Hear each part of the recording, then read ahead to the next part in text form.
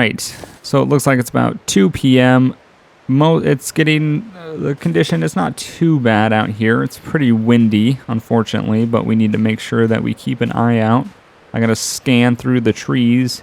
I do not want to run into that wolf. That would not be ideal. So we are gonna actually take a little bit of shelter. So this game actually works out pretty well, and we've come across a frozen corpse here. So I'm going to go ahead and search this corpse and see if they have anything useful on them. They have some beef jerky, which is nice. And we're going to pick up more cedar firewood, and we have a fire log. All good. So this game does work in the way of if you are standing behind something, as you can see in the bottom left, if I move out here, it should say that I'm colder. And once I move in here, it should say that I'm warmer. Because I'm indoors protected by the wind, it is a little bit better. So we're going to go ahead and attempt to start a fire. The reason why I'm starting a fire now is I need water, which is I can get from snow, and I can sit down, I can rest a little bit, and I can try to warm up before we continue going on. So you need a starter, you need tinder, and you need fuel. This is where the fuel comes in. Reclaimed wood is sort of the cheapest fuel, but as you can see, our chance of success is only 45%. We do have an accelerant, but we only have one, and my fire starting base skill is 50. The fire's going to go about an hour unless we add more fuel onto it, but we really need to see if this is going to work. Sometimes it takes, I've tried to start one fire 8 times, so let's give it a shot. Hopefully we can get this fire started and it won't fail. Crossing our fingers. It really sucks when it gets to the end and fails. And are we going to do it on the first try? Yes. Okay. Wow. We got really lucky there. Okay, so I'm going to crouch by the fire. So, inside of the fire, you kind of have a fire menu. You can add fuel to this fire. So we're going to go ahead and throw this other reclaimed wood that we got inside that cabin. I do hear wolves off in the distance, which is something we need to be concerned about. If I had raw meat to cook, I could cook that fuel. But as you can see over here, water. So you can melt water to get... You can melt snow to get water, but that doesn't make it clean. You then need to boil it. So what we're going to do is we're going to do 0.4 gallons, and we're going to melt. The problem with that is, as you can see, the estimated fire duration is dramatically increasing while doing this. So you need to be very concerned about that, and the fire actually just went out, which is not good. We are getting pretty thirsty, so I'm going to resort to opening up my food and drink, and I'm going to drink a couple of these. I'm going to drink... we do have some water that is safe to drink, so I'm going to go ahead and drink some of that. Thirst went down quite a bit, but we're a little bit hungry, so I'm going to eat a couple things of beef jerky here. I'm probably going to eat the one that has the least condition, so it doesn't continue to decline in condition. And we're going to go ahead and start getting out of here. I am not liking the sound of wolves off in the distance, and this area, every time I've been in this area before, as you can tell, there's 2 wolves over there. As I've been in this area before, I've noticed a lot of wolf population, so we're going to try to keep moving. We need to make sure that we find a shelter within probably the next 3 to 4 hours before it gets dark. Unfortunately, as I said, some of the things aren't in the game yet. Like a snow shelter would really help when coming across things, but all we can really do now is come across any sort of old cabin or like the houses, the little loggers, workers' hut, I guess you would call it, and pretty much taking shelter. That's something that pretty much will help you out. You can sprint in this game, but sprinting, of course, does burn more calories, which is something that you really need to be concerned about. So we're going to attempt to work our way a little bit this way and see if we can hopefully come across something that seems like a good place to set up camp for the night. We're not really concerned about food. We aren't a little bit, just because food is, you know, something that is... we only have a couple cans of food and some beef jerky and a candy bar. We don't have much in the terms of food. Luckily, though, I believe we did have a military MRE, which is kind of the desired, last-ditch effort of survival there. So we'll keep pushing on, and hopefully we'll come across. I don't really know this map, even though I've been to a couple parts. Like I've been to those cabins before back there, those worker cabins or worker huts, and I've been to those before, but I don't really know the map. So we are train loading area. So we're in the train loading area. There is tracks, which is good. Now, the one thing that we need to be concerned about is one of these directions of tracks leads somewhere and the other one doesn't, from my past experiences. But from what I can see this direction, we do have something in the snow here, but what I can see this direction is there's a green building over there that we might be calling home tonight. So we're coming across another frozen corpse. We're going to go ahead and search them and see if they have anything valuable on them. So I'm kind of being a little bit more informal, I guess, in these opening episodes to this series, because I want to explain to all the people that don't have the game or that are kind of on the fence about the game or interested in the game or even never heard about this game. I want to give them the information that might even push them over the edge. I really wish I could kill this deer, but I have no way of doing that yet. I wish I could just grab it and just take a bite out of it, but it doesn't work like that. So if you really haven't heard of this game, you should seriously change that. For an alpha, it's one of the best alphas that I've played. I've noticed maybe 2 bugs, and the 2 bugs that I would say I noticed is, one, going in and out of doors with the loading screen. If you do that too rapidly, it will freak out, and the game will kind of not really load back into one of the processes. And also, I did see a wolf walking on its side. He kind of walked through a building and then kind of walked on the side of it and then walked on its side for about 5 seconds, and then it fixed itself. So, yeah, just a couple of bugs, but again, for an alpha, it's very, very strong. I mean, it's very impressive. And just to clarify, I'm not sponsored by Highlander Studios or anything like that in any sort of the fashion. I've read the concept of this game and got super excited for it. And was just very, very... There's something in the ground here. I was just very excited for it and backed them and waited months and finally got the... so we're at the Carter Hydro Dam. Interesting. And finally got the alpha email and just...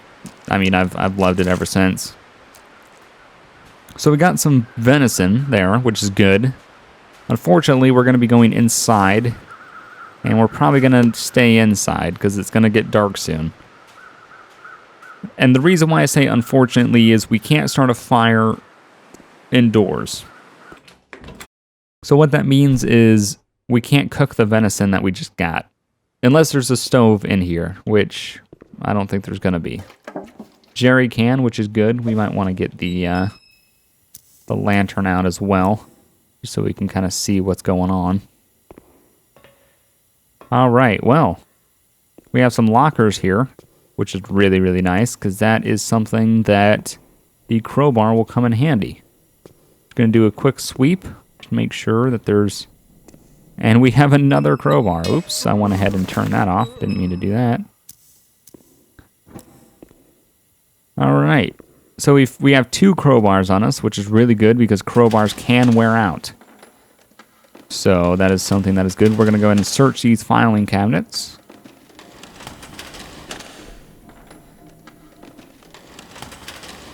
And we're going to see if there's anything in them. So nothing in that one. Not a single thing in that one. And I don't know if there's going to be anything in this one either. And that's one thing is the map might be the same. The spawns are completely different. But items and where items are placed are completely random. I mean, I've never gone back to the same spot twice and I found the same thing there. So you never know what you're going to find. We'll wait to go down that hallway. We'll check this room. First aid kit on the wall, which is great. These should have some good things in them, and they do. We have another lantern here, which is perfect. We have some books and clipboards and whatnot. Search the drawers, make sure that there's nothing in here. Which I don't think there was going to be. I think it's going to be... Oh, we found a candy bar. That's good. Accelerant. That's really good. That is very handy. I don't believe any of this machinery works. And even if it did, I don't know what I'm doing. I'm just not going to start pressing buttons on something. So yeah, let's... I guess let's get to the lockers and let's see. So, with the locker, it's locked and I have to use a crowbar. Of course, using a crowbar deteriorates the crowbar, and you can't actually wear a crowbar out to the point where you no longer have it. There is grape soda in there. And as I'm talking about that, let's go ahead and go into tools and let's check our 2 crowbars. And let's see... Okay, well, we have a good one and we have an okay one, so... We'll see how this goes. So let's see if what we can get out of these lockers. Okay, we searched all the lockers and we walked away with a couple of pork and beans, some sodas, and some bandages. So far, it's pretty good, but because we picked up all that stuff, we're now encumbered. We are over our weight that we can carry, so... As we're inside, that really isn't an issue, but it will be once we start going back outside. So that's something that we need to sort out before we leave this place. But as I said, this place is probably going to be our home for the night. So we're going to head down this hallway and check the rest of this place out. So this must be the massive generator room for the dam. It's kind of creepy. But yeah, so we are going to try to... We should be hungry and thirsty, and we should be able to eat some of our cans of pork and beans or whatever we have on us, and hopefully lessen the amount of stuff on us to get us not encumbered, so we can sprint again. So, it doesn't seem like there's anything on the other side of that catwalk over there, but there does seem to be a corpse over here. So, we found another can opener, which is really handy, a hatchet, which is also very handy, and some painkillers. Let's go ahead and search this corpse. Some antibiotics, and a basic wool scarf. Alright, so... Let's go back into the main room, and we'll sort out our inventory, and we'll sort out our clothing, and we'll go from there. Alright, so we gotta find a place where we want to set up for the night, and I think I'm actually gonna set up in here.